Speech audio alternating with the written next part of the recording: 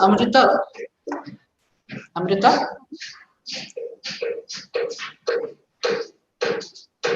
Ma'am. Yes, Dr. Sagar Shetty has also joined in. Okay, ma'am. Ma'am, start kara meeting.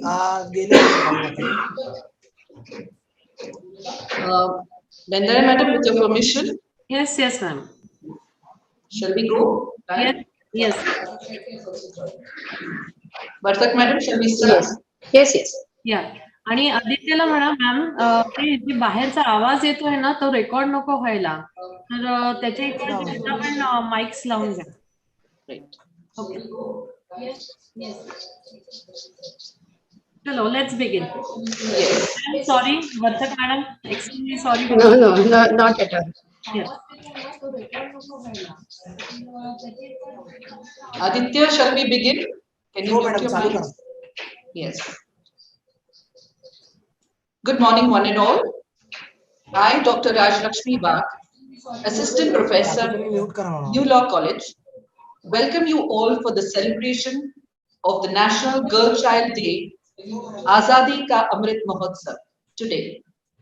This celebration has been undertaken by Bharatiya Vidyapeeth, deemed to be University, New Law College, National Service Team, NSS, under the initiatives of Ministry of Women and Child Development. A girl child assumes so many roles and molds herself in different facets of life, looking after her near and loved ones, contributing in the progress of the society. She needs to be protected and made aware of her rights in the sphere of law, being the topic of our celebration. I request our girl student representative, Miss Amrita Singh, to welcome one and all for the celebration and conduct the event. On to you, Amrita. Thank you, ma'am. Good morning, one and all. Today's event is conducted under New Law College NSS cell. Let us now welcome the woman who doesn't need any introduction and known among all of us for her wisdom and her knowledge. She has spearheaded us and also guided us time and again. She is ever motivating and a dynamic leader. Our Honorable Dr. Ujjwala Bindali, ma'am, Dean and in charge principal, New Law College, Bharatiya Vidyapeeth, deemed to be University, Pune. Over to you, ma'am. Thank you so much, Amrita. Good morning, everyone. I welcome you to National Girl Child Day celebrations organized by Bharatiya Vidyapeeth, deemed to be University, Pune, New Law College through its NSS cell under the Azadi Ka Amrit Mahotsav, Ministry of Women and Child Development today, and is coordinated by Dr. Raj Lakshmi Bag, madam. I'll begin this particular session by the judgment of Justice Deepak Mishra ji, who very clearly said and stated that the constitutional identity of a girl child cannot be mortgaged to any kind of social and other concept that has developed or is thought of. And the female child is entitled to enjoy equal rights that a male child is allowed to have. And so, keeping this in mind, today, this particular day has to be celebrated with this particular motivation. And to celebrate this today, I, on behalf of Bharatiya Vidyapeeth, deemed to be University, Pune, welcome Advocate Nilima Vartak, madam, legal service professional, a very versatile personality of law fraternity, a well-wisher guide to Bharatiya Vidyapeeth New Law College. Welcome, madam. Madam, I'm here to formally introduce you to Bharatiya Vidyapeeth. Bharatiya Vidyapeeth is A+ accreditation in third cycle by NAC in 2017. It is awarded category 1 deemed to be university grade by UGC and has been ranked 63rd among universities by NIRF 2020. Bharati Vidyapeeth has established academic excellence and offers programs in innovative and emerging areas. Presently, it has 29 constituent institutions, including 3 research institutes. It is multi-campus and multidisciplinary and is catering to the needs of urban and rural students. It has world-class infrastructure and facilities and has launched several innovative academic programs. It has best teaching learning processes and has entered into national as well as international collaborations.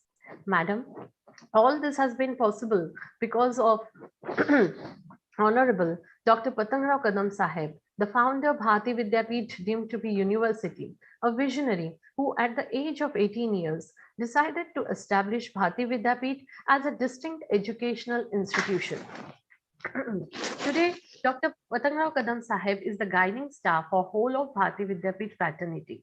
Madam, Bharati Vidyapeeth is blessed with a dynamic, versatile chancellor, Professor Dr. Shivaji Rao Kadam Sir, a brilliant academician and a down-to-earth personality.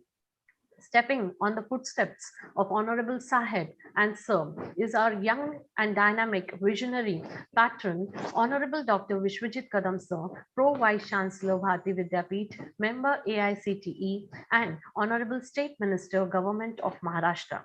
Supporting Dr. Vishwajit Kadam Sir is Professor Manik Rao Salunke Sir, Vice Chancellor Bharati Vidyapeeth deemed to be university, a disciplinary and a brilliant administrator.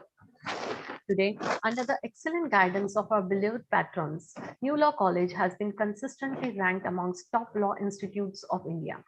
New Law College has been accredited and re-accredited with A+ grade by NAC and has also received Gold Star Award from Bar Council of India on eve of its Golden Jubilee celebrations. And New Law College is awardee of the prestigious Best Legal Aid Center Award 2019 by Knowledge Streets, New Delhi. The best practices we follow at our institutions are international collaborations, international placements, continuous legal education, clinical legal education, social justice, free legal aid, and NSS activities. Here, Madam, I would like to tell you that every year under the NSS activities and legal aid cell, the students of our college, under the college, they work for spreading the awareness of child rights and specifically girl child rights, and these programs are conducted in different villages throughout around Pune city, and which have been adopted by Bharati Vidyapeeth.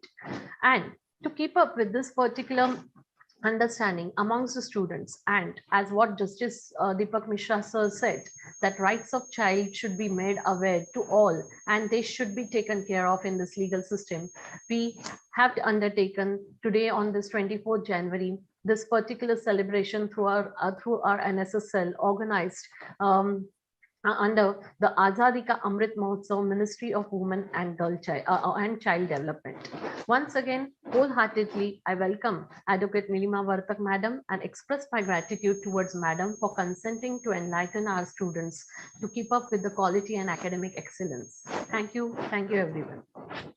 Thank you, ma'am. I'm profoundly delighted to take an opportunity to introduce the guest of the day. She is none other than Advocate Nilima Vartak. Advocate Vartak has completed her MA in the year 1972 from University of Pune. She has completed her LLB and LLM from University of Pune in the years 1979 and 1982 respectively. Since 1979, she has been practicing as an advocate at District Court Pune. She has also worked as a part-time lecturer in various prestigious colleges, namely ILS Law College, Symbiosis Law College, and Marathawad Law College since 1983. Advocate Vartak has worked as a prosecutor in District and Sessions Court at Pune from 1986 to 2012. Over the years, she has conducted various legal literacy programs. She is president of Maharashtra Federation of Women Lawyers and also director of the Anna Sahib Co-op Bank, Mahad. Advocate Vartak is also working as special procedure for the state in the matters of anti-corruption and MCOC Act.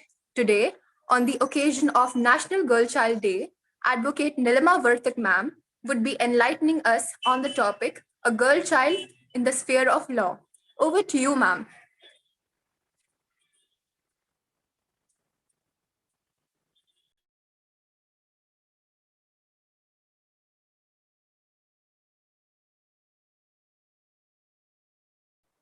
Nilima ma'am. Yes, yes. She's just going to be unmuted. Namaskar. Very warm welcome to everyone who is present today before this function today. I am very much grateful to Dr.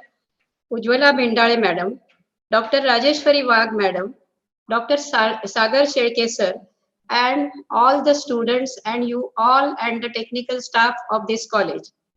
As Madam has rightly pointed out about the progress of this college, I am the witness because throughout my career as a law teacher, I have seen this college growing up right from the beginning up to this stage where they can conduct the various types of legal literacy programs for not only the students in the urban area but also the students of all faculties and all over India also. Today's function is under the cover of Azadi Ka Amrit Mahotsav, and we are celebrating National Girl Child Day. I am giving stress to the Girl Child Day. It is not the Daughter's Day. This is very important aspect. You all are law students and you must be knowing this distinction between the uh, uh, Girl Day. This is Girl Child Day. Why I am giving stress, I will tell you later on, because this a girl child is very important part of the society, and we need to be with the girl child for her development and for the development of the society. That is why I have chosen this subject as a girl child in the sphere of law. What law has given to the girl child and what girl child expects from the law and what the girl child expects from the society. It is the subject so far as this topic today is concerned. You all are aware that the very beautiful part of our constitution of India, is that it speaks about the equality. You will not see the equality defined so beautifully in any other constitution as it is defined and as it is expressed by various judgments of the Supreme Court and the other high courts in India. And that is why we need to be very grateful so far as Article 14 and 15 of the Constitution is concerned. Article 15(3) of the Constitution have made a way to make legislations, to make provisions in favor or for the development of women and children. So this is very important aspect, but still why we need to celebrate a girl's child day? That is the real question. Why we are not implementing? We have this long uh, spare before us. We know that our constitution expecting us to be equal status, but still we are not giving equal status in many ways, especially to the girl child. Why it is so and what can be done irrespective of the various laws we have. So we will discuss, or we will start from the very beginning so far as the expectations and needs in favor of the girl child is concerned. If you see, and if we start with the rights of the girl child, we need to start before the birth of a girl child. So why I am saying that before the birth of a girl child, because at that time she is not a girl child, but still she is would be a good girl child, and that is the stage which is very important so far as the welfare of the girl child is concerned. There are many questions so far as the rights of the child, any child, girl or boy. It is the child in the womb of a mother. So far as this aspect is concerned, it has many facets which we need to take into consideration. The first question, because you all are law students, you need to know certain important definitions so far as the legal aspects are concerned. So the first we will look into the part of the question whether a person, whether any child in the womb of a mother can be called as a person, giving stage to the word person in the eye of law. What is the definition of the word person? How we can have the definition of this word person, whether the word person is related to the actual existence of the human being or whether it is related to something more than that. You must be aware about this definition. I will not go into the technicalities of that. But so far as this particular aspect is concerned, this is not the new question before the modern law.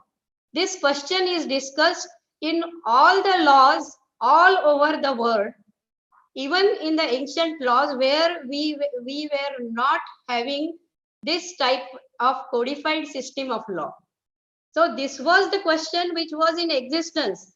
But at that time, what was discussed, what was treated as the existence of a person in the womb of a mother was related to the, so far as the Hindu law, old Hindu law is concerned, that time it was related to the point at which the soul will enter into the body of that child.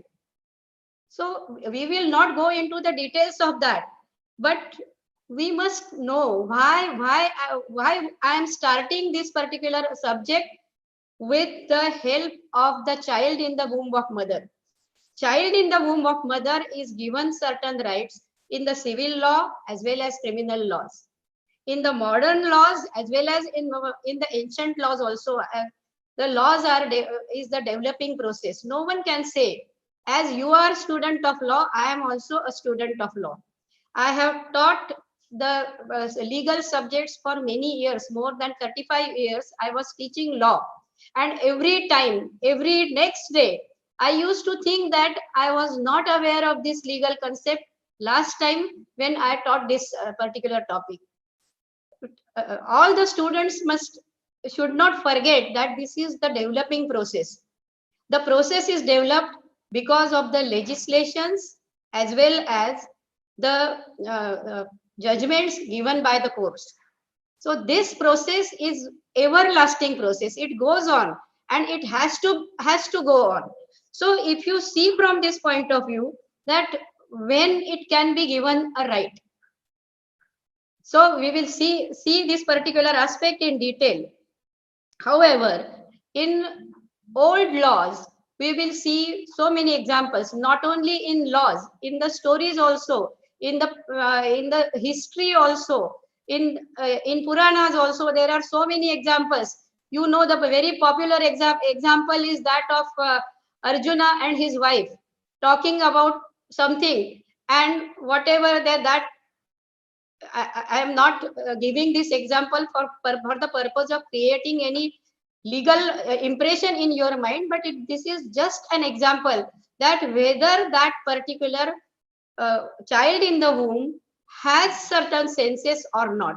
The stories that tells us that there was a discussion between husband and wife relating to something, and it was grasped by the child Abhimanyu.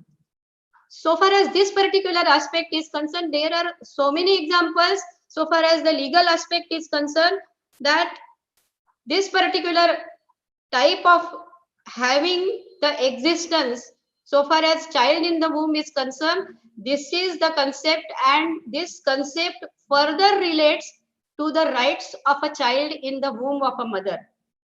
As every person has rights, as every individual living has rights, every institution has rights, a child in the womb of mother has also rights. And this principle is recognized not only by criminal law but it is recognized also by the civil laws. In civil laws, in the property laws, if you take examples of the property laws in India, so even in ancient laws as well as in codified laws, you will find that certain rights are given to the child in the womb of mother. So far as the right to life, this concept is concerned. So this right to life is very important concept mentioned in Article 21 of the Constitution. Right and liberty of every person should be protected, and it should not be taken away except by the procedure established by law. So why this Article 21 is important for everyone? This is very important right given to us by the Constitution. This is not only right restricted to the right of life. Right of life is associated with so many rights. Right to live happily, right to live in a satisfaction, as well as if you see some of the judgments of the Supreme Court in this respect, Supreme Court has used very important word, and that is right to live with dignity. So this aspect of dignity is very important aspect. We have to maintain the dignity of every living person, and this dignity of a living person goes back to the to the time at which that person is in the womb of mother. So do not forget this particular aspect. When we are associating this right to life, so far as a girl child is concerned, then the next question is that then why it should be the girl child should be denied her right to come into existence in this world. So this is what I want to tell you so far as this Article 21 of the Constitution is concerned. So what is life? This is the next question which will come before your mind, that what is life? What is called as life? Every person, every animal, not only that, every tree is a living existence. So what is life? Whether you can put life in a person who is talking, who is walking, or who is thinking, the answer is no. The human rights are given, extended, and all these legislations are depend upon this very basic principle so far as the human rights are concerned. So this human right in property laws, if you think from this point of view, or the right of existence so far as the person who has not taken birth is concerned, so this aspect is concerned, or in other words, you can say that right of unborn person, rights of a child who is in the womb of mother.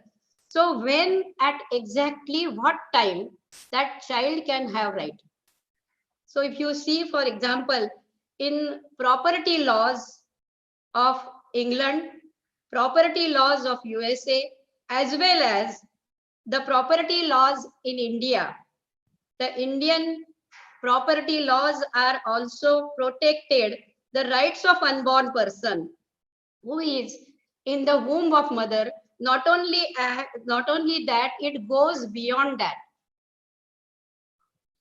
A child in the womb of mother is entitled for inheritance right. Going beyond that, we are having so many laws which speaks about the rights of a child. Property laws, the perpetual right against perpetuity. You must have come across this concept. So right against perpetuity, it may be curtailed to certain point of time. However, it recognizes the right of a child who is either in the womb of mother or who is not in the womb of mother, but who may be in the womb of mother after some time or at some point of time. So this Transfer of Property Act section 13, if you read it very carefully, it gives transfers benefit to the person who is not born, unborn person. In tort also, if you see the development of law of torts, in accident cases, the rights of a child in the womb of mother, if the accident takes place, there was a time, especially in the laws of United States, that the provision was there that it goes to the injuries caused to the mother. But now we have changed this particular aspect, and we have accepted the particular facts that a child in the womb of mother in the law of tort has also certain right. So far as the criminal laws are concerned, so criminal laws associated with especially the laws relating to the abortions. So it was very long discuss question by the various courts. What will be the right in case of abortions? Whether or at what point of time the child will be treated as a person who is having the right, or in other words, you may say that right to take birth in this world. So there are many types of questions which were discussed, and this question was discussed along with the right of life when the conception starts. Whether at that point of time the child has a right to take a birth or not. Whether at that point of time the child can be treated as an existing body or not. And whether there is abortion in that particular time, then what will be the effect so far as the crime is concerned. The point of crime is concerned. You are all aware. So this particular basic distinction between the civil law and criminal law. I will not take your point on this particular aspect, but this basic fact that criminal law is mostly associated with the punishment, giving punishment to a person who has committed wrong, who has committed crime against another person, society, or whatever the case may be.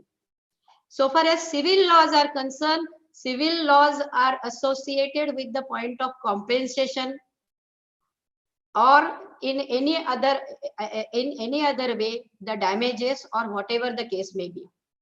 So far as the criminal law is concerned, the abortion laws were mainly associated with the crime against the person who is not yet born.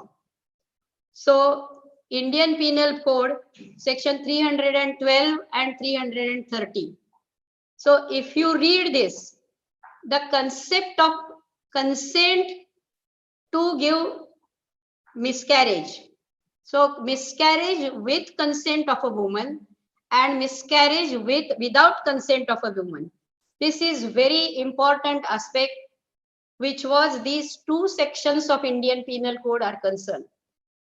So with these concepts, if you go to the Medical Termination of Pregnancy Act, Mtp Act, the very object of Mtp Act, this is very important step taken by the Indian legislatures. So it was the Mtp Act was not only with the object of having control over the population. No, that is not like that. Its object has many facets. It was related to the health, it was related to the risk, it was related to many other factors also, which are given as aims and objects of the Medical Termination of Pregnancy Act. Because of Article 21 of the Constitution, the very important aspect which was created was that whether this type of termination of pregnancy, this type of abortions are related to any crime or not. And if not, then why it is not a crime?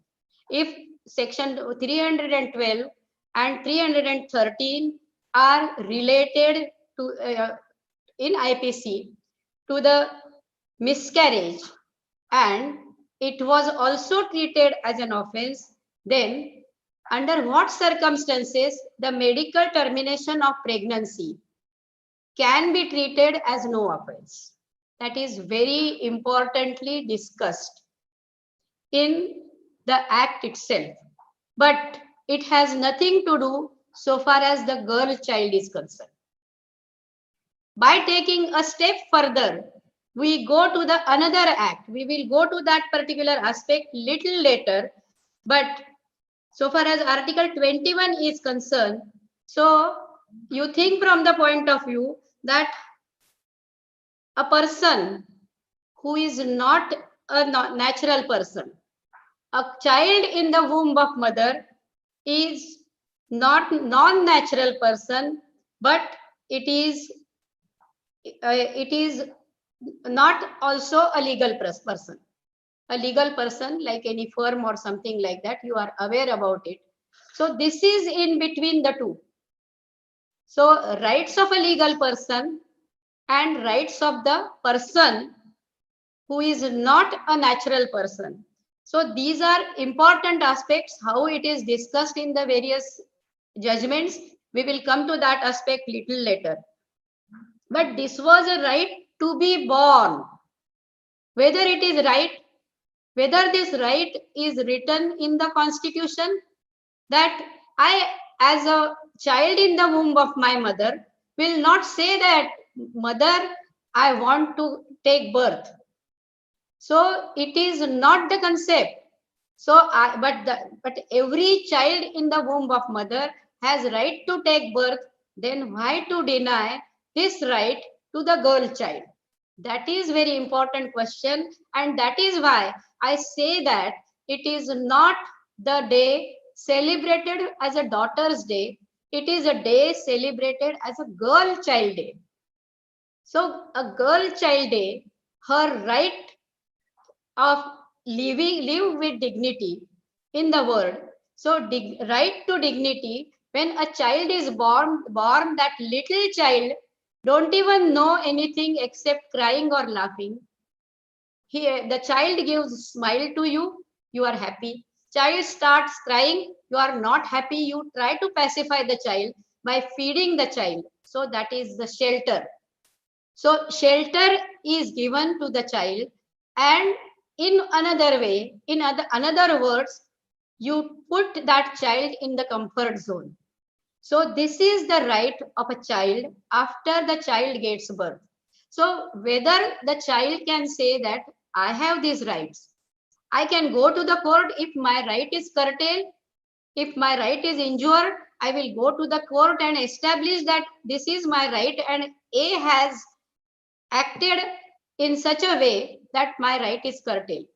So I will try to protect my right. But that will not be done by the child.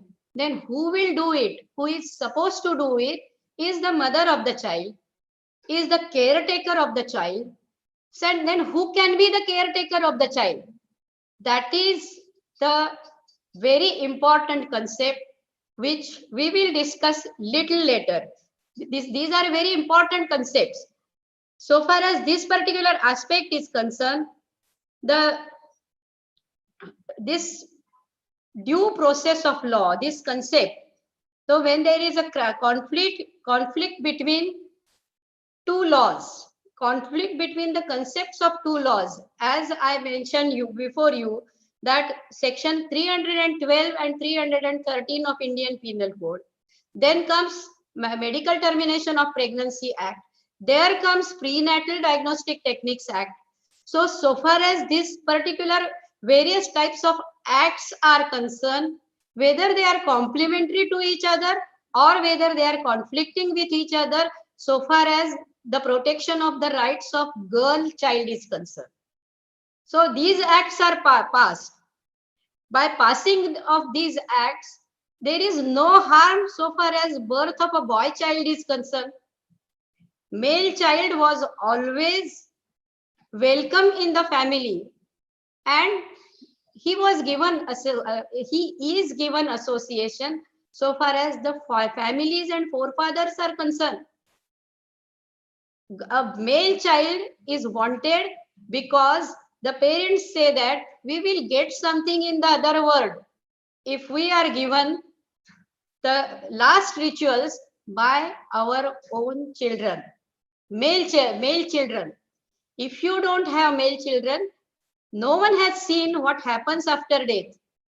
No one knows that only having male child will give you something better in the next world. But still, we don't welcome the girl child, and we don't welcome the girl child, but we welcome the boy child. So by passing of this act, by these legislations, the very concept of taking birth by the child in the womb, it is injury is caused only to the girl child, and that is why these conflicts, these laws are very carefully drafted so that they will not be given injustice to the girl child.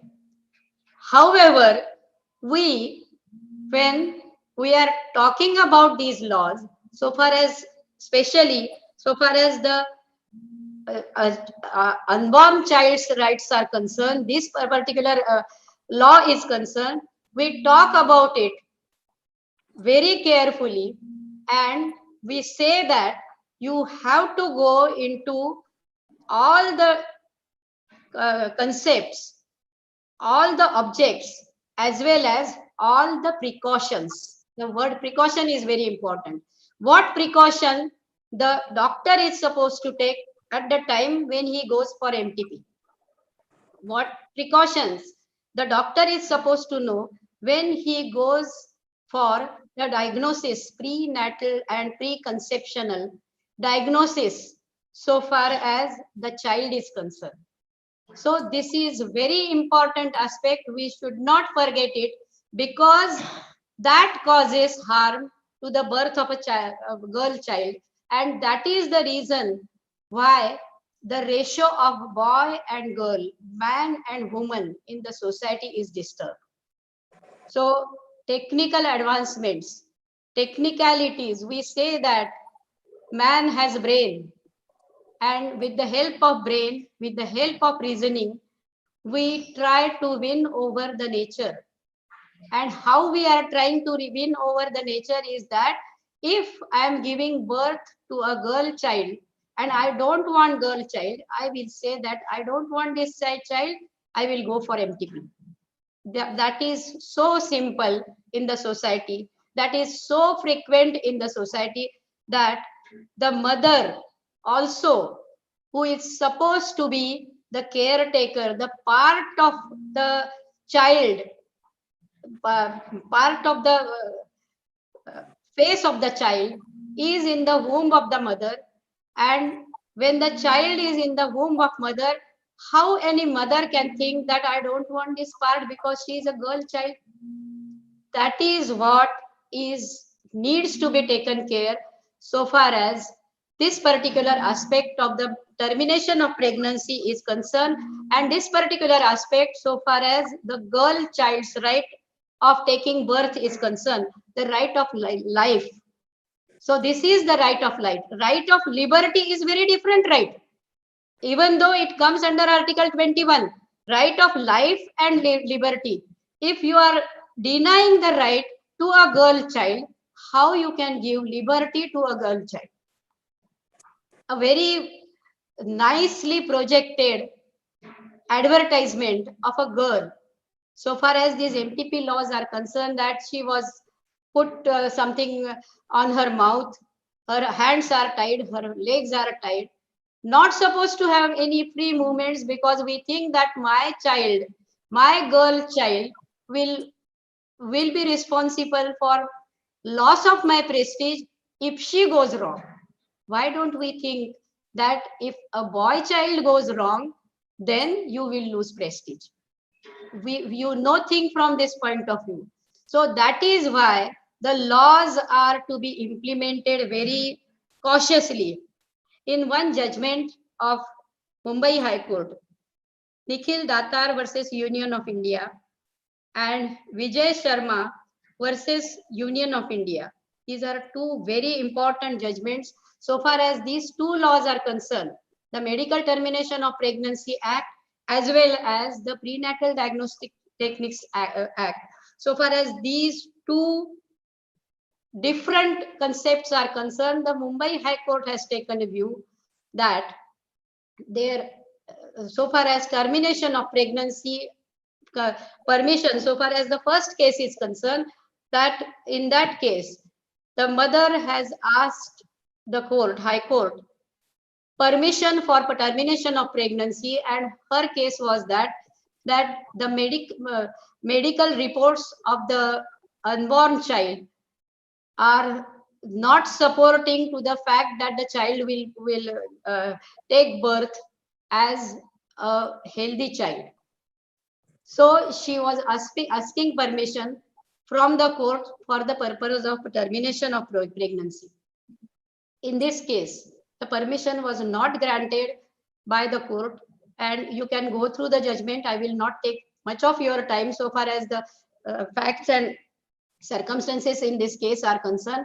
However, during the course of hearing, the courts have sent her for the medical checkup and observed the medical reports from the various doctors, and thereafter they have taken this particular view so far as the termination is concerned. This another aspect of preconceptional and pre-parental diagnosis. In the Vijay Sharma case, the Vinod Soni case, Vinod Soni versus Union of India. So the very question before the court was put by the petitioner before the court that whether they have right to choose the sex of a child or not. That was the question put before the court. And the answer was very rightly given in negative, that they have no right so far as choosing of the sex of the child is concerned. So this is very important aspect. So these are so far as the pre-conceptional and parental diagnosis is concerned. So far as this pre-conceptional, these are two different aspects so far as this act is concerned. So pre-conceptional and post-conceptional. So pre-conceptional, many times you will see, even we are so shameless that we give advertisements in the social media, newspapers and everywhere, that if a couple wants a male child, then come to us, we will give you treatment. This is pre-conceptional treatment to the parents who wants a child of particular sex. So this is pre-conceptional stage. Post-conceptional stage, we have many examples. We are really, this is sorrowful condition so far as our society is concerned, and more sorrow is in this particular so far as act is concerned, is that this type of incidences are more in the literate families rather than illiterate families. So they don't allow a female child to take birth. They go for the abortions if the report shows that there is a girl child in the womb of mother. So they take them to the doctor and prefer the abortion. So far as these two things are concerned, these two things are not the object of this act. It is the advancement of the technology which gives you so many things. Infertility is related to the subject so far as the medical profession is concerned. We have made so many advances. We have the child by way of test tube babies, surrogacy, and so many other things. This is not the subject matter, so I will not go into details of that. But this is the technology which gives you right to become parents. which gives you right to become mother and father. But we are not accepting this as the technological advancements, but we are using it for the purpose of satisfying our old sentiments that you must have a girl child. And if you don't have girl child, you don't have future so far as the next birth is concerned, or the next whatever universe or whatever the case it may be. So no one has seen it, but still by doing this, we are not making justice to the person, justice to the fetus in the womb of a mother. Mothers also can, sometimes it may be the compulsion, so far as the family compulsions are concerned, that if the mother has not given, if any lady has not given birth to a female child, then that will not be good for the society. She will be harassed and something like that. So far as this particular aspect is concerned, that is very different aspect. But this is very, very, very important aspect which you cannot forget so far as this PCP Act is concerned. This is very important act and very loosely it is misused by the society. So there was a case, many of you must have read this case also, that the doctor used to have after the sonography. It was not, there are so many rules and regulations so far as this act is concerned, where the sex selection is not the right of any person. It is prohibited under section 3A, under section 3A of the act. So far as this particular prohibition is concerned, no one takes care. So far as this prohibition is concerned, we try to go back so far as this particular provisions are concerned. And by giving go back, in one case, it was the after sonography, there was a small number like 6 and 9. 6 used to indicate boy, 9 used to indicate girl. So it was written in a particular way. And in this way, all the abortions were in respect of the case papers on which there was 9. So this is one of the example. There may be many such type of examples so far as this particular acts are concerned, and that is how the right of a girl child before her birth is rejected. She is not given the right to take birth in this world. So this is the first aspect. This is the first stage. Then again, how the society does not want to give right to the female child. So in the family as well as in the society. So the marriages, you think the position before some 50, 60 years back.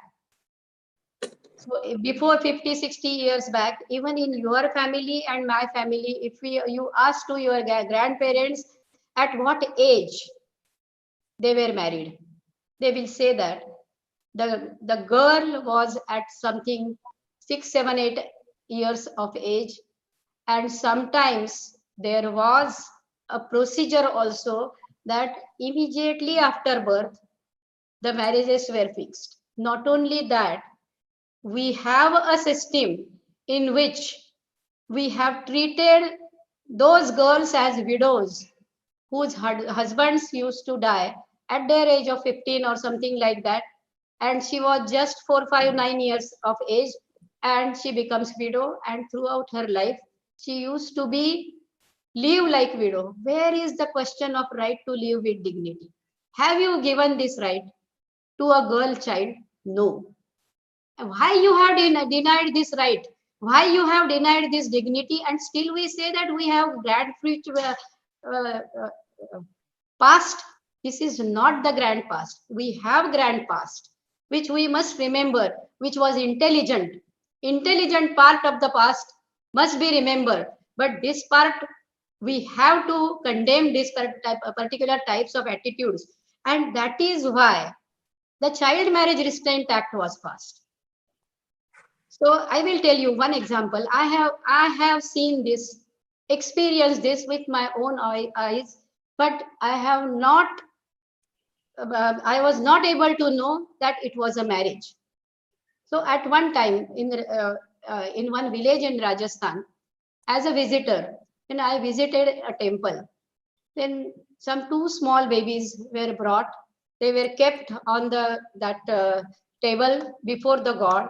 They were put some kumkum or something like that on their face. I was under the impression that as we take a child first time outside our house, we go to the temple. Normally, this is a custom in almost all the families.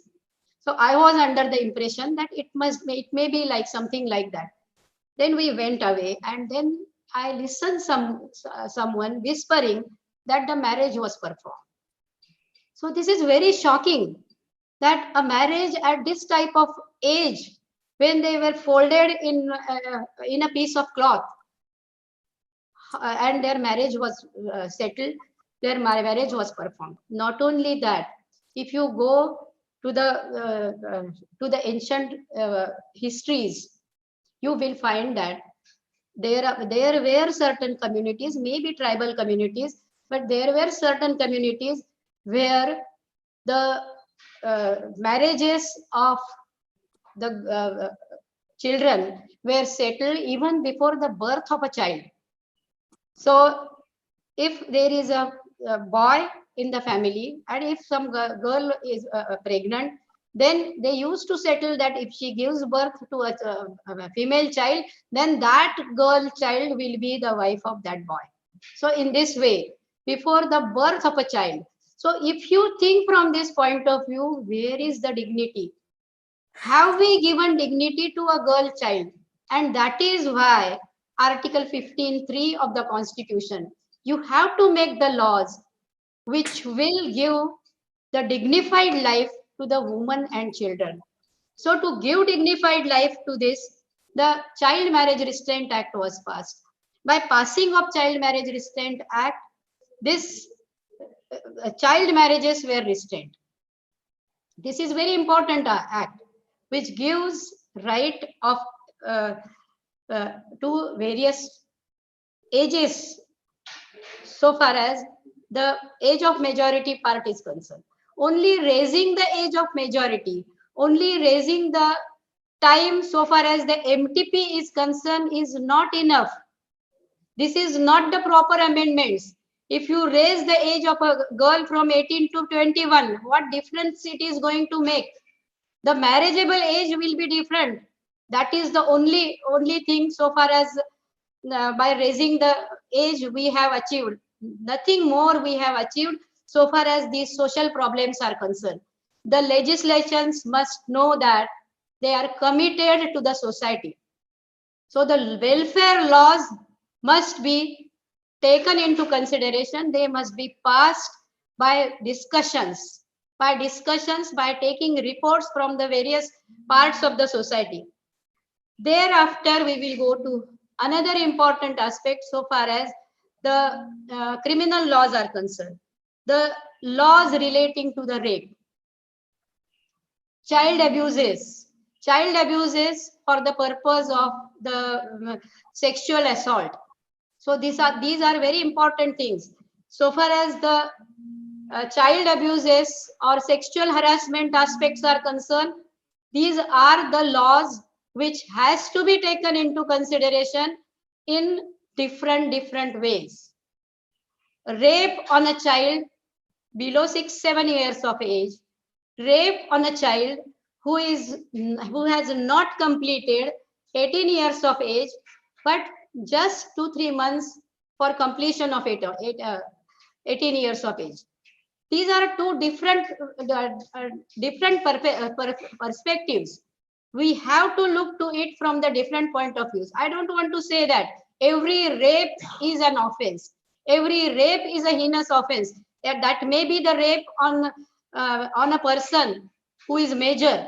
Every rape is a heinous offense, but this heinous aspect of it is more heinous, and it is more and more unacceptable when the rape is committed on very small children. It may be because of different reasons. It may be because of some misconceptions and misunderstanding, or the blind faiths in society that if you committed rape on a small boy or a girl, so yes, I'm talking about the boy also, because this offense is related not only to the female child, but also to the male children also.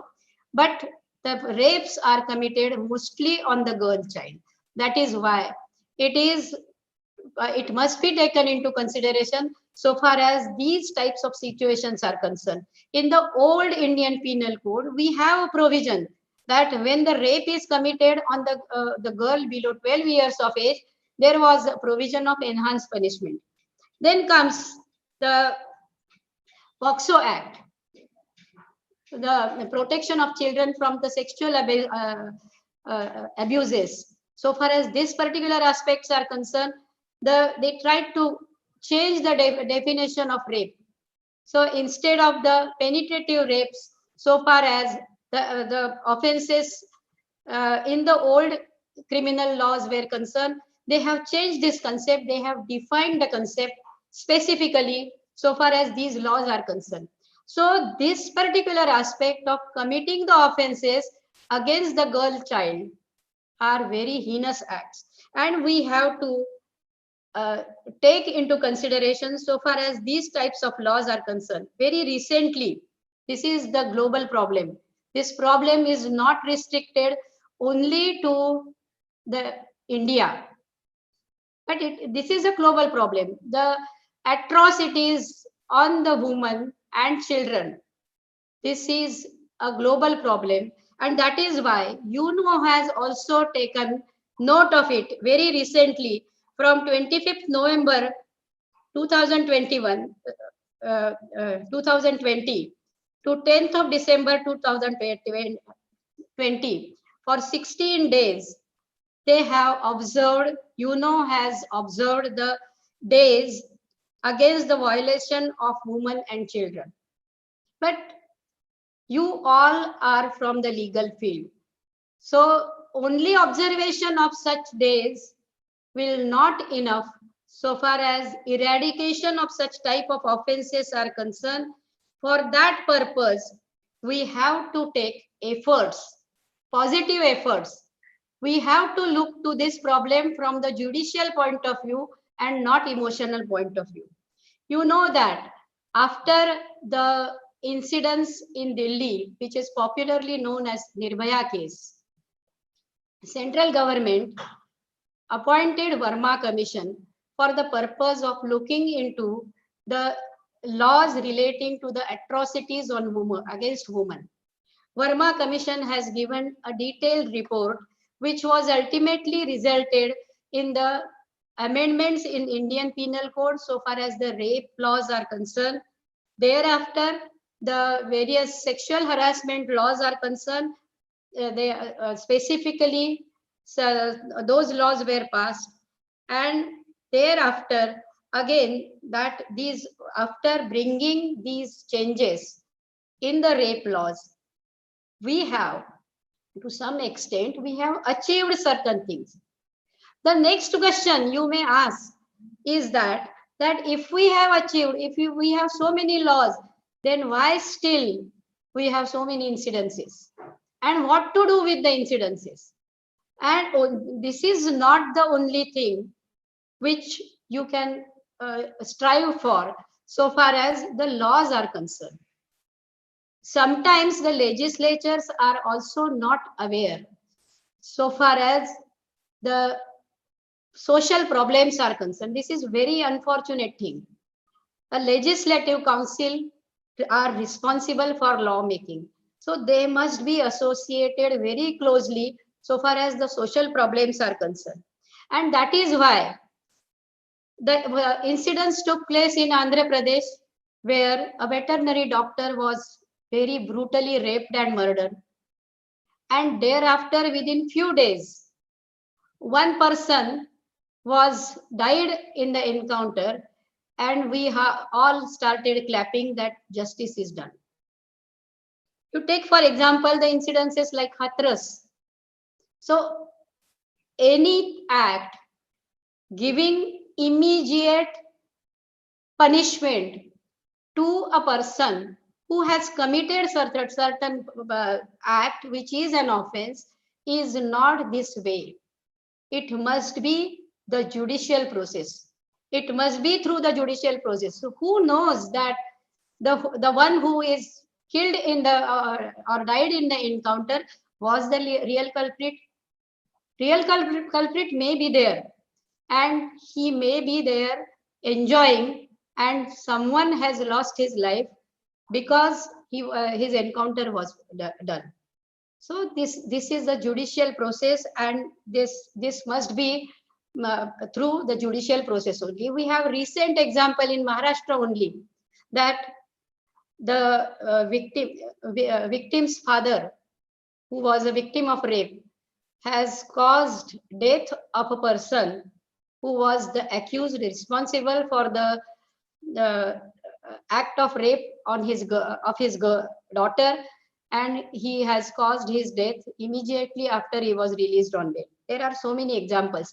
Public cry, so far as this particular types of acts are concerned, that is totally different. But you all, my friends, you are related to the legal profession.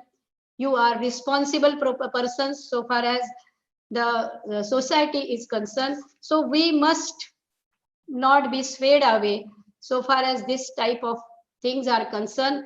Keep in mind that the criminal law, criminal jurisprudence, and the criminal procedure deals with so many aspects. The first aspect of it is relating to the investigation, which is in the hand of the police machinery. What is their work so far as the crime punishment is concerned? Their work is the investigation and the collection of evidence so far as the crime is concerned. Thereafter, it comes prosecution and defense lawyers and the courts. The judicial officers are supposed to scrutinize the evidence. So their work is different. The work of the collection of evidence is different. So let every pocket of this judicial procedure do their own work. So justice delayed is justice denied. That is true. But that doesn't mean that justice should be given so hurriedly that there is no possibility. We should not go towards the lawlessness. We should not be happy so far as the concepts of the pleasure concepts of the society are concerned. So we should have this type of examples before the court, that the killing of victim in this way is not the only way so far as the crime eradication is concerned. After this event in Andhra Pradesh, immediately Andhra Pradesh High Court has made a law according to which they have made a provision that within 5 days the police officer must file a charge sheet against a person, and it should be tried and finished within a specific time. So this law was passed. On the basis of this laws, Maharashtra government has also passed, popularly known as Shakti Act. I welcome this act, no doubt about it. But so far as this restriction part is concerned, there are certain provisions in the law itself which gives way. Law doesn't say that if the time is given of 60 days within which the police officer is supposed to file the charge sheet, or 90 days, whatever the case may be, in which the police officer is supposed to file the charge sheet, law doesn't say that before that he cannot file a charge sheet. So when we have this type of things, We have so many things, especially so far as rape laws are concerned. So many things are there. Technical evidences are there. Technical collection of technical evidences, necessity of it is concerned. We are not developing the system with the help of which you don't develop the laboratories which will give you early reports. So far as DNAs are concerned, so far as other things are concerned, so far as the FSL labs are concerned, we have not developed this, but we are putting restrictions so far as the trials are concerned. That is not proper. So we must think from that point of view. I am not opposing the Shakti law. On the contrary, I am welcoming this particular step and welcoming because Maharashtra government has not passed these laws without taking the feedback from the society or without taking the reports from the experts. So that is very good thing that while passing law, you must take feedback from the society, from the experts. That is very good. But so far as this aspect is concerned, we must keep in mind that if we want to have some good laws, then we must have the good procedure also. We must have faith in the society also. We must have faith in the judiciary. That is why I will I will ask you students that you must think from the point of view of having responsibilities. Responsibility of judiciary. Nothing bad. You have right to criticize the judgments of the courts. So you can make these particular responsibilities on the judicial officers, responsibilities on the investigating officers, responsibilities of the prosecution, and responsibilities of the government machinery. I will give you some example, a small example, a very recent example. In a case which was decided by initially by Kolhapur Sessions Court, it was the beginning of some part of the beginning of this offense was in Pune also. The killing of small children, Renuka's case, it was popularly known as, and the death penalty was given to the uh, uh, accused persons. It was waiting with the president for a long time for approval of the death sentence, and as it was not approved over the years, it was converted into the life imprisonment. So this is very bad. So we have to fix. I'm not blaming. This is not the criticism of anyone, but we have to fix the responsibility that because of whose negligence, because of whose delays, this type of delays are caused, and why these types of delays are caused. Then lastly, before ending, the very important topic, so far as the girl child is concerned, in fact, it is not relating to the girl child only. It is relating to the girl as well as child also.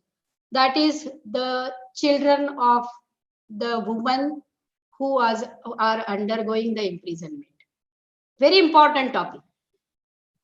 In case of Nalini versus Union of India, was a trial of murder of Prime Minister Rajiv Gandhi.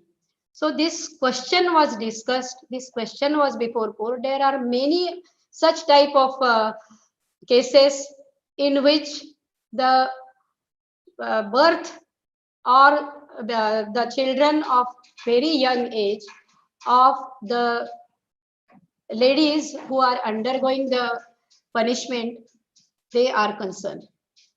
Whether they have right to live with dignity or not, yes, they have right to live with dignity. Whether there are any rules and regulations so far as such children are concerned, yes, there are rules and regulations, and that is why those rules and regulations must be favorably seen in favor of the girl child. Another particular law which I would like to refer to is the law of 2000, Juvenile Justice Act. very important act, Juvenile Justice Act and Right to Education Act. Without reference of it, the rights of girl children, especially children, cannot be discussed. We have seen the bad part of it. We have seen the offenses part of it. So far as Juvenile Justice Act is concerned, most of the people know this act only because they think that when the offense is committed by a person below 18 years of age, it may be the heinous offense, no punishment is given. And that is why from this point of view it is seen. But the welfare part of it is totally ignored by us. So you must be aware of this welfare part of it, which has taken care by the Juvenile Justice Act. That how the child should be brought up, how there are two important aspects so far as the crime part is concerned. Crime committed by a juvenile person and crime committed against a juvenile person. Juvenile means a person who is under the 18 years of age. So bringing this age up to 16 years is different aspect. That age bar has no limits.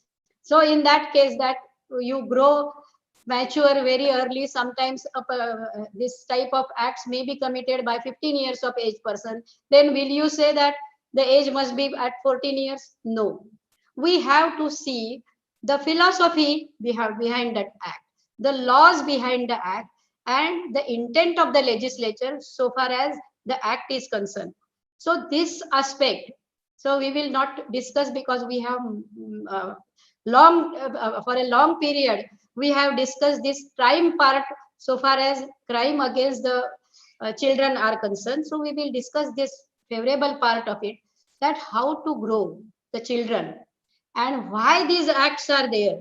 The Right to Education Act is there because this right is related to the right of education. So in the right of education, we are totally ignoring, the governments are ignoring the welfare aspect of the law, as if they are behaving as if they have nothing to do with this welfare aspect. They are only related to the monetary part of the act of the governments. So how they will be benefited by this type of act? They are not benefited by these acts. These are the things, the health, education, and the so far as this welfare parts, other welfare parts are concerned, these are the duties of the government. Every government is under the duties. So we have to take care of this part also.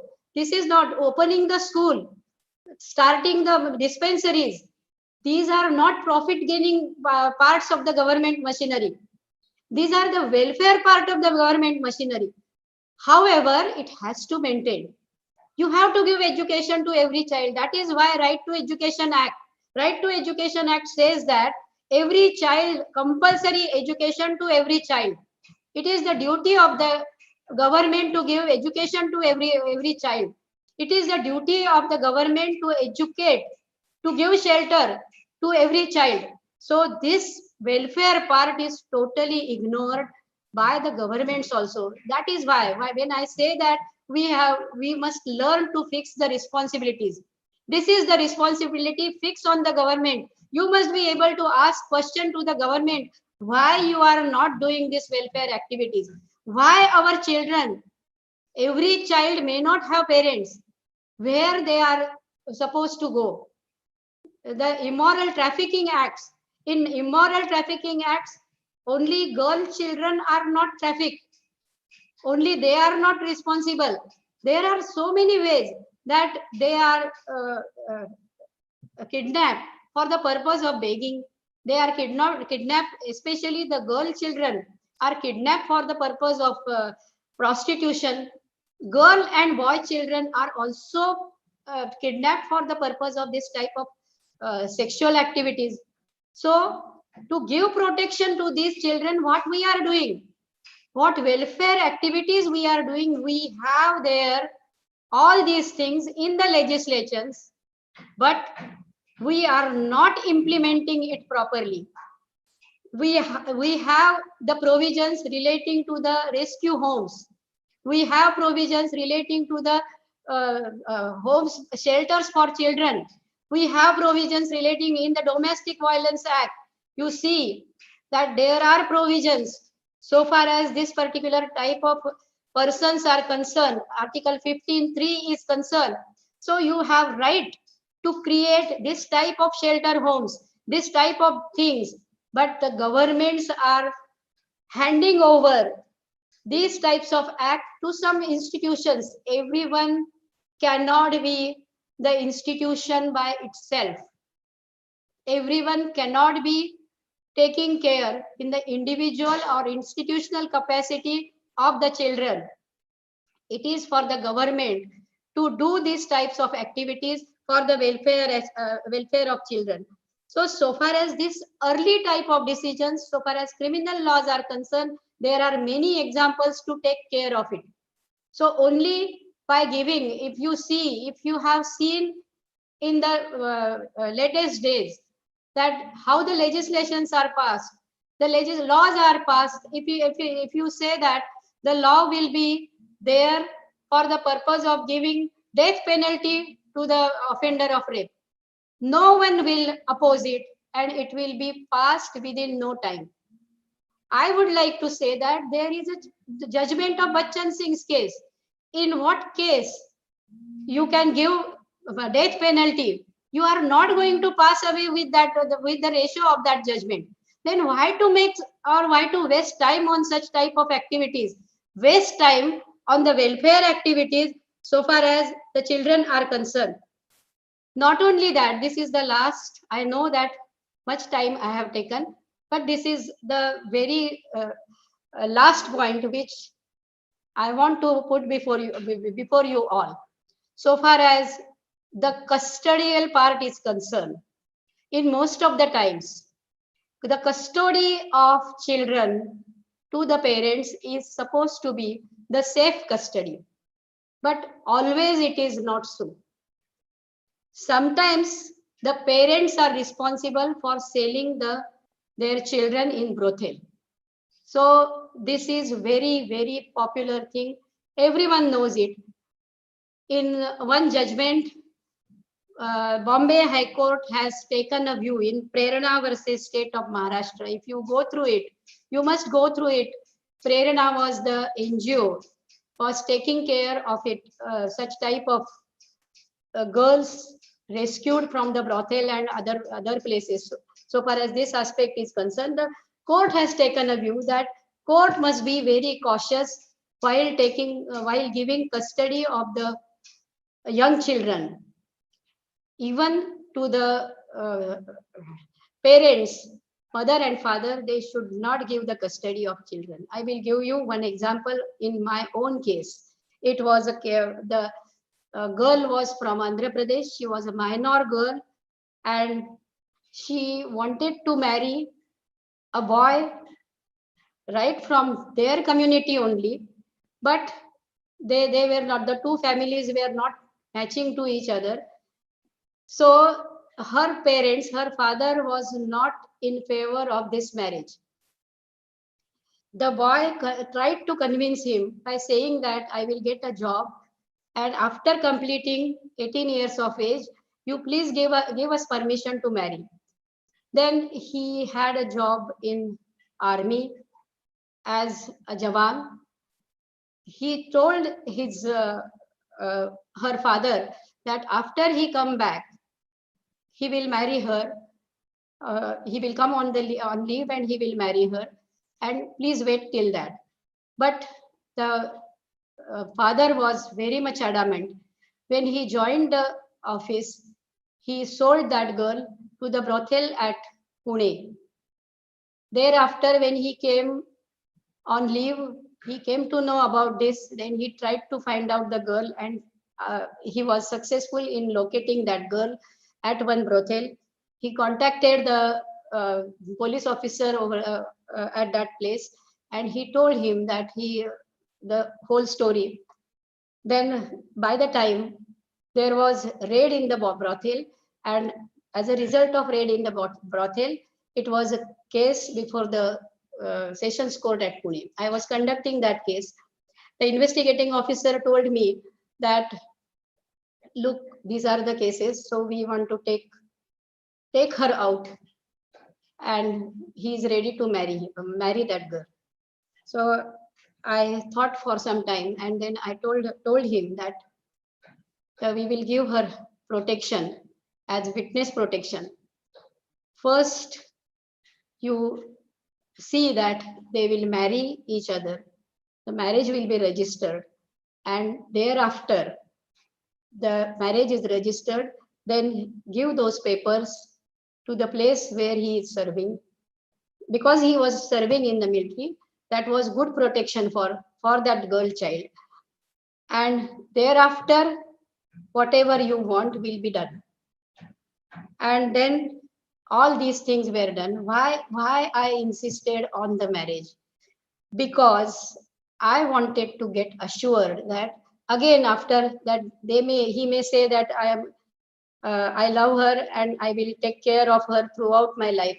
But if anything goes wrong, then again she will be put in the same situation from where she was taken away. Then what is the use of it? Where is the rehabilitation? So by the giving example of this, I want to show you that there are certain things which must be taken care of so far as the children's right are concerned. So these are the things which you must take care of. You must be able to give, as Juvenile Justice Act has stated, that the main aspect so far as the criminal jurisprudence is concerned, rehabilitation and reformation is very important so far as the crime part is concerned. So everyone is not born a criminal. So you cannot apply a same way, same logic to every crime. So you must try to apply your mind. You as the judicial institution or part of the judicial institution, you must be able to apply these all these things so far as the children benefit is concerned. Giving education to the children, giving jobs when they grow up. So giving jobs means not putting the child in the hazardous task. However, you can give him good life, you can give him good shelter, you can give him safe life. So by giving this safe life, safe thing, you must be able to grow the children in a way where they will get the benefit of the respectable life, when they will get respectable life. Respectable life cannot be achieved without the society and the government. I will lastly give you one example. You must be aware of the decision of the Supreme Court just given before 2 or 2.5 years before, that the girls were given promotions in military. They have to fought for so many long period of battle for getting this right, which she has. She has a right of equality. Why she was denied this right of equality in military? You think from this point of view, even though it is not related to this subject, but society is not every time with you so far as fighting of rights is concerned. The affidavit given by the central government in this particular case was that so many things they have stated, that the higher rank of military officers, they will not like to work under the leadership of a woman. So whether it is acceptable explanation, and that has come from the government, so that is not at all acceptable. So why it is so? Even after this battle was won by the lady officers, still there are some other matters also relating to this before the Supreme Court. So we will not discuss it in details, but that shows that society is not ready to accept a woman as a leader, even though you see India and around India, in all countries around India, there were lady prime ministers. They have done their level based. Their regime was very much inspiring so far as all those countries are concerned. Still, the society doesn't want a woman to come up. So this aspect you must keep in mind, and that is why as a student you must be able to be with a girl child always.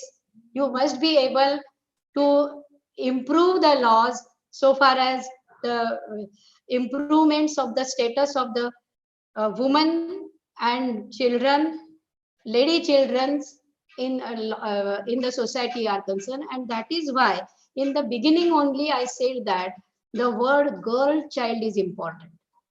It is not the daughter's day. Daughter's day is very important. Everyone on space social media goes on saying that happy daughter, happy to have a daughter like you, but in fact they don't behave like that. So this thing you must keep in mind and try that you must be there cannot be such a thing that the daughters will go into dark age again. Daughter is a pride of society, and daughter must be always a pride of society. Thank you very much. Yes, indeed, Madam Vartak, Madam, you brought out a very, very beautiful scenario of the rights of a girl child and how a girl should be nurtured, also to be taken care of, especially in a society where there is a lot of difficulties in overcoming such kind of tasks. The latest examples that you've given us, the illustrations that have been said are very well put forth. Madam, if we could just take a few questions, if that is all right. Yes, yes. Yes. Amrita and Dia, Yes, ma'am. yeah, can you put forth the questions? Yes, ma'am.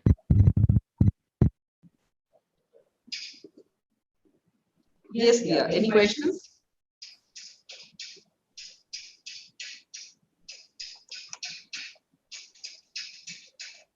Hello, ma'am, Yes, am I audible? yes.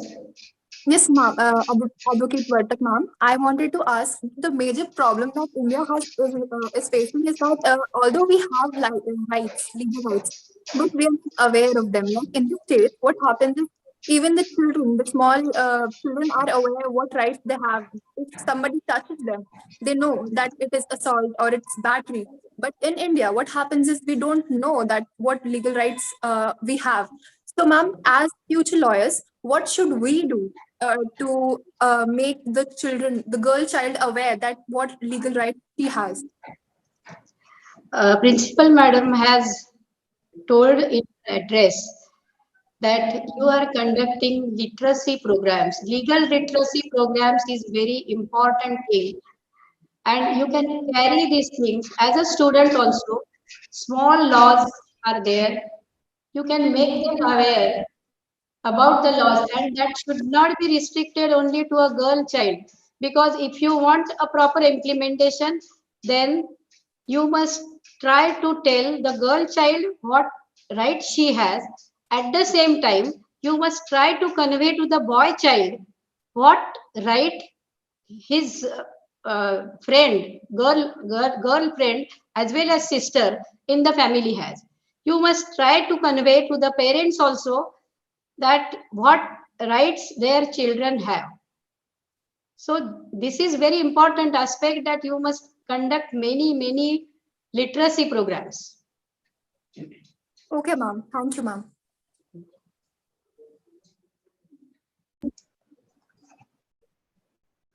Yes, any more questions? Seeing in today's society, it becomes a very difficult task for a girl child, especially to move around and to take care. Keeping this in mind, is there any suggestions that you would say, apart from the literacy camp, even in the research point of view, if you can just throw some light on it, madam? I think so far as the institution like your institution is concerned, which is related to the law, we can be of better help to the legislatures so far as the law making process are concerned. So that is not only giving restricted to giving lectures, but we can conduct the research programs of the various laws and the ways in which they can be implemented, especially so far as the abortion laws are concerned. Yes, madam. Yes, indeed, madam. Any more questions, Dia? Madam, Yes. Vartak madam, I Yes, would like to, means it's not a question, but I would like you to advise my students that how further while they are into, legal aid and they are spreading the awareness, what should they adopt, madam? How should they adopt the concerns to, spread the awareness and to aware the citizens of this country as well as to aware the rights of girl child to everyone? Should they proceed while they are doing NSS camps and legal literacy programs? one more thing, which I think I have not mentioned this particular, that is relating to the chronology and the misuse of children on the social media. This is very important aspect, and the students can, because they are more related to the use of social media, they can find out the places where such type of offenses are taking place against the children, and that can be informed to the investigative machineries so far as the IT cells are concerned.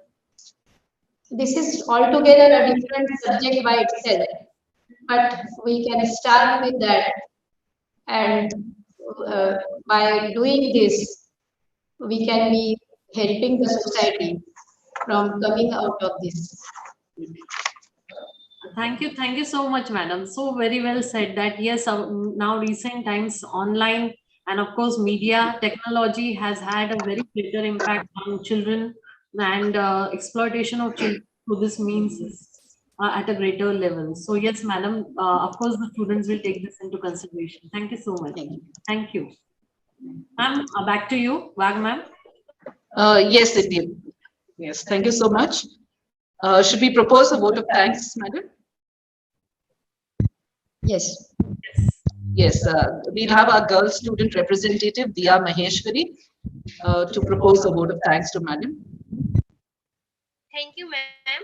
And now I would like to extend my gratitude to Honorable Advocate Neelima Vartak, ma'am, for taking up her precious time from her busy schedule to grace the event and enlighten us on a girl child in despair of law.